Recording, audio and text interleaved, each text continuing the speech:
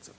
ఇక నేపాల్లో ఇప్పటికీ ఉద్రిక్త పరిస్థితులు నెలకొన్నాయి సార్. దేశ భద్రతను సైన్యం తమ చేతుల్లోకి తీసుకుంది. చాలా ప్రాంతాలు కర్ఫ్యూ గుప్పెట్లో ఉన్న పరిస్థితి కనిపిస్తోంది. నేపాల్ తాత్కాలిక అధినేతగా సుశీల్ కర్కీని ఎంపిక చేసుకున్నారు ఆందోళనకారులు అంటూ వార్తలు వస్తూ ఉన్నాయి సార్. ఆ దేశ సుప్రీంకోర్టు మాజీ చీఫ్ జస్టిస్ సుశీల్ కర్కీ అండ్ ఆందోళనకారులు కొన్ని డిమాండ్లు కూడా చేస్తూ ఉన్నారు సార్. రాజ్యాంగాన్ని మార్చాలి, నేతల ఆస్తుల్ని జాతీయం చేయాలి అని చెప్పేసి. సో నేపాల్ పరిణామాలు ఏ రకమైన సంకేతాలు ఇస్తూ ఉన్నాయి సార్? అంటే ఒకటి ఇది మొదటి పాయింట్ ఏంటంటే జెన్యూన్ ఆంగర్, అనుమానం లేదు. నేపాలీ యువత frustration with the political system is absolutely legitimate. చాలా ధర్మబద్ధమైనటువంటి ఆగ్రహం, అనుమానం లేదు. ఎందుకంటే భయంకరమైన అసమానతలు ఉన్న దేశం అది. రాజకీయ నాయకులేమో అడ్డగోలుగా సంపాదించి వాళ్ళ పిల్లలేమో జల్సాలు. ఈ పార్టీ ఆ పార్టీ అని కాదు. నేపాలీ కాంగ్రెస్ కానీ, సిపిఎన్ యుఎంఎల్ కానీ, సిపిఎన్ మావోయిస్ట్ కానీ, అన్ని పార్టీలు, సిపిఎన్ యునైటెడ్ సోషలిస్ట్ కానీ, ఈ పార్టీ ఆ పార్టీ అని లేదు. అన్ని పార్టీల నేతలు ఒకే తాను ముక్కలుగా వివరిస్తున్నారు. డిగ్రీ ఆఫ్ డిఫరెన్స్ ఉండొచ్చు. కాస్త ఎవరు తక్కువ కరప్ట్ కావచ్చు, ఎవరు ఎక్కువ కరప్ట్ కావచ్చు, ఎవరు బ్లేటెంట్లీ కరప్ట్ కావచ్చు, ఎవరు కొద్దిగా సటిల్ కరప్ట్ కావచ్చు. డిగ్రీ ఆఫ్ డిఫరెన్సే తప్ప ఇందులో ఎవరు నీతివంతులు కాదు.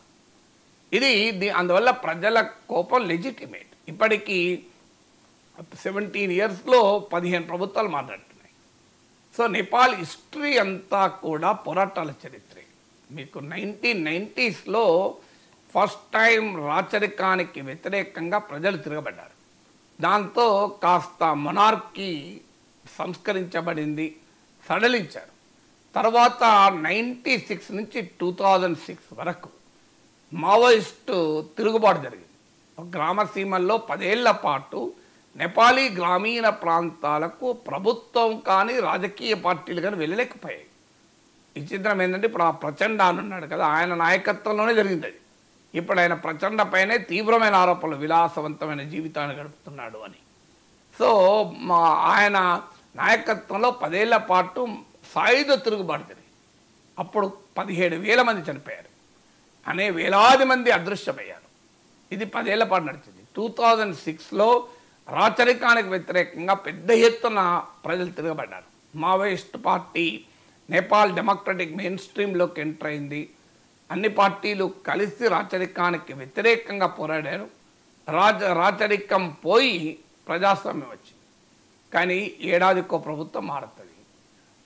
మీకు రాజకీయ నాయకులు కేపీ శర్మ ఓలీ, ప్రచండ, షేర్ బహదూర్ దోబా వాళ్ళు ఇటు నుంచి అటు మారుతారు, అటు నుంచి ఇటు మారుతారు. వాళ్ళు అందరూ పర్మిటేషన్ అండ్ కాంబినేషన్, కుర్చీలాట అంతే, మ్యూజికల్ చైర్స్ ఆడుతున్నారు. ప్రజలు ఇచ్చిన తీర్పులకు సంబంధమే లేదు. వాళ్ళ విన్యాసాలతో, మానూవర్స్తో, ఒకప్పుడు పోరాటాలతో అధికారంలోకి వచ్చిన వాళ్ళు కూడా ఇవాళ విన్యాసాలు చేస్తున్నారు. మరి ప్రజలు ఏం చేయాలి? అందువల్ల ప్రజలు ఆగ్రహం ధర్మబద్ధమైంది, అనుమానమే లేదు. అందుకే ఆల్ స్టేట్ ఇన్స్టిట్యూషన్ పైన అటాక్ చేస్తున్నారు. కేవలం ఒక పార్టీ పొలిటీషియన్ల పైనే కాదు, అన్ని పార్టీల రాజకీయ నాయకులు. ప్రస్తుతం ప్రధానమంత్రులే కాదు, ఒక మాజీ ప్రధాని భార్య మంటలలో చనిపోయింది. ఒక్కరిపైన కాదు, సుప్రీంకోర్టు భవనం, పార్లమెంట్ భవనం తగలబెట్టారు. అంటే ఎంటైర్ ఆల్ స్టేట్ ఇన్స్టిట్యూషన్స్ పైన తమ నిరసన వ్యక్తం చేస్తున్నారు. మీరంతా కలిసి మమ్మల్ని మోసం చేశారు. ఎందుకంటే ఈ తరం ఇప్పుడు ఈ జెన్జీ ప్రొటెస్ట్లో పాల్గొన్న వాళ్ళంతా యూత్. వీళ్ళందరూ కూడా రాచరికానికి వ్యతిరేకంగా జరిగిన పోరాటం తర్వాత పుట్టిన వాళ్ళు. ఇప్పుడు 1997 to 2012 మధ్య పుట్టిన వాళ్ళని జెన్జీ అంటారు. అంటే 2006లో రాచరికం వ్యతిరేక పోరాటం విజయవంతమై రాచరికం పోయింది. మీకు 2006లో స్టార్ట్ అయింది ఈ పోరాటం, తర్వాత విజయవంతమైంది. అంటే ఈ జనరేషన్కు రాచరికం తెలియదు. అన్ఫార్చునేట్లీ ప్రజాస్వామ్యము ఫెయిల్ అవుతుంది కనుక దీనికన్నా రాచరికమే మేలనుకునే ప్రమాదం కూడా ఉంటుంది. ఆ ప్రమాదం రాకూడదు. అంటే it should not slide into monarchy, మళ్ళీ రాచరికంలోకి పోకూడదు. సో ప్రజాస్వామ్యం ఫెయిల్ కావచ్చు, అనుమానమే లేదు. Democracy might fool people and fail people. కానీ దానికి పరిష్కారం మెరుగైన ప్రజాస్వామ్యం తప్ప తిరిగి రాచరికంలోకి వెళ్ళడం కాదు. ఎందుకంటే ఈ జనరేషన్కు రాచరికం దుర్మార్గాలు తెలియదు. తెలియక రాచరికం ఏదో గొప్పగా ఉంటుంది అనుకునే ప్రమాదం కూడా ఉంది. ఇప్పుడు మన దేశంలో కూడా చూడండి, రాజకీయ పార్టీల వాళ్ళు ఆ రాచరికాన్ని పొగుడుతూ ఉపన్యాసాలు ఇస్తూ ఉంటారు. మన దగ్గర కూడా అప్పటి రాచరిక కాలంలో చాలా గొప్పగా ఉన్నట్టు మాట్లాడుతుంటారు. అంటే వీళ్ళు ప్రజాస్వామ్యం వల్ల అధికారంలోకి వచ్చి రాజుల కాలం కీర్తిస్తూ ఉంటారు. విచిత్రంగా ఉంటుంది. వీళ్ళు అధికారంలోకి వచ్చిందేమో ప్రజాస్వామ్యం వల్ల, వీళ్ళేమో రాచరికాన్ని కీర్తిస్తూ ఉంటారు. ఎందుకంటే ప్రజల్లో ఎక్కడో కానీ సాంస్కృతిక సెంటిమెంట్ ఉంటుంది కనుక, చరిత్ర పైన గౌరవం ఉంటుంది, ప్రేమ ఉంటుంది కనుక ఆ దాన్ని తమకు ఎన్కరేజ్ చేసుకోవడానికి రాచరికాన్ని పొగుడుతూ ఉంటారు. ఆ పరిస్థితిలోకి నేపాల్ నెట్టివేయకూడదు. తర్వాత ఏ దేశమైనా స్టేట్ సంస్కరించబడాలి తప్ప స్టేట్ నాశనం కాకూడదు. అంటే రాజ్య వ్యవస్థ కొలాప్స్ అయితే ఆ దేశం అరాచకత్వంలోకి వెళ్తుంది. అన్ఫార్చునేట్లీ ఇప్పుడు నేపాల్లో జరుగుతున్న పోరాటం జెన్యూన్ లెజిటిమేట్ యాంగర్, అనుమానం లేదు. రాజ్య వ్యవస్థ పైన ప్రజల్లో ఉండే ధర్మబద్ధమైన న్యాయబద్ధమైన కోపం. కానీ ఆ కోపము పరిష్కారం ఎటువైపు చూపుతుంటే స్టేట్లెస్ సిచ్యువేషన్ వైపు చూపుతోంది. అంటే పార్లమెంట్ రద్దు చేయండి, మాకు రాజ్యాంగమే అవసరం, రద్దు చేయండి అని రద్దు చేస్తే ఏం పాలిస్తారు, ఎవరు పాలిస్తారు? So you cannot run a country in vacuum. మీకు country is not run through social media. Social మీడియాలో ఇప్పుడు బలేంద్ర షా అని ఉంది, నేపాల్ రాజధాని కాఠ్మండు మేయర్, బాలే అంటారు. ఆయన ర్యాపర్, ఒక మ్యూజిక్ సింగర్. సో ఆయన సోషల్ మీడియా పాపులారిటీతో నేపాల్ మేయర్ అయ్యారు. ఇప్పుడు ఆయన సింబల్ ఆఫ్ ప్రొటెస్ట్, ఈ జెన్జీకి ఒక ఆదర్శ నేత. ఫైన్, ఆయన ఏమన్నాడు, పార్లమెంట్ అధ్యాయాలు అండర్ తీయాలంటున్నాడు. అలా దేశం నడుస్తుందా? ఇప్పుడు మనకు రాజకీయాలపైన కోపం ఉండడం వేరు, స్టేట్లెస్ కంట్రీగా కనుక పోతే ఏమవుతుంది? అన్ని రకాల శక్తులు అందులో దిగి కుక్కలు చెప్పిన విస్తరలాగా మారుస్తారు.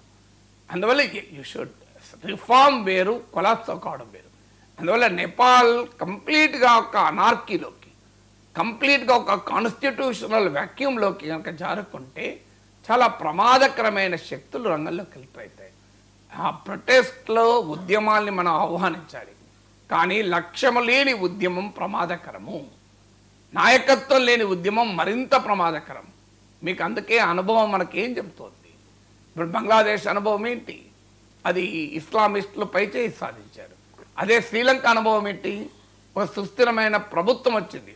అక్కడ అనిల్ కుమార్ దిశనాయక్ నాయకత్వంలో ఒక స్టేబుల్ అండ్ ప్రోగ్రెసివ్ గవర్నమెంట్ వచ్చింది. ఈ రెండింటి మధ్య కంపేర్ చేస్తే మనకి ఏమర్థమైంది?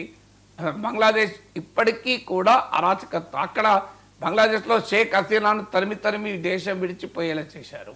ఇలా పరిస్థితి ఏంటి? అరాచకం రాజ్యం వెళుతుంది. మైనారిటీలపైన దాడులు, సో హిందువులపైన దాడులు, అసలు రాజకీయ ప్రత్యర్థులపైన దాడులు, ఇస్లామిక్ శక్తులు రాజ్యం వెళ్తున్నాయి.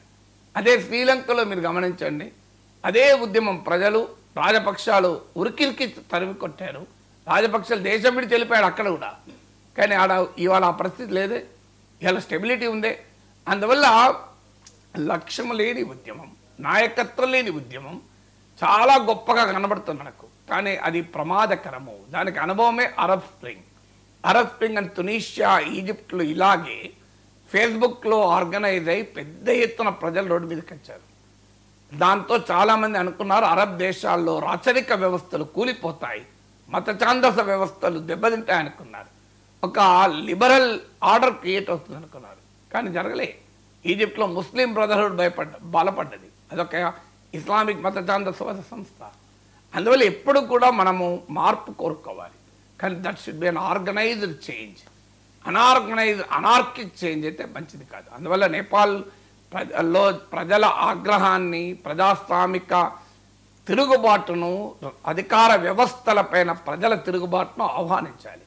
కానీ ఆ ఉద్యమం లక్ష్యం లేని ఉద్యమంగా, ఆ నాయకత్వం లేని ఉద్యమంగా గనక మారితే మరింత అనార్కీలోకి వెళ్ళే ప్రమాదం ఉంటుంది. మరింత ఏళ్ల తరబడి పోరాటంలో సాధించుకున్న ప్రజాస్వామ్యం, ఏళ్ల తరబడి పోరాటంతో పాతిపేతబడిన రాచరికం మళ్ళీ వెరితలలు వేసే ప్రమాదం ఉంటుంది. అది నేపాల్ చూస్తే ఒకవైపు ఆనందం, మరోవైపు ఆందోళన కలగటానికి కారణం అది. ఇక తెలంగాణ రాజకీయాల విషయానికి వస్తే త్వరలో జూబ్లీహిల్స్ ఉప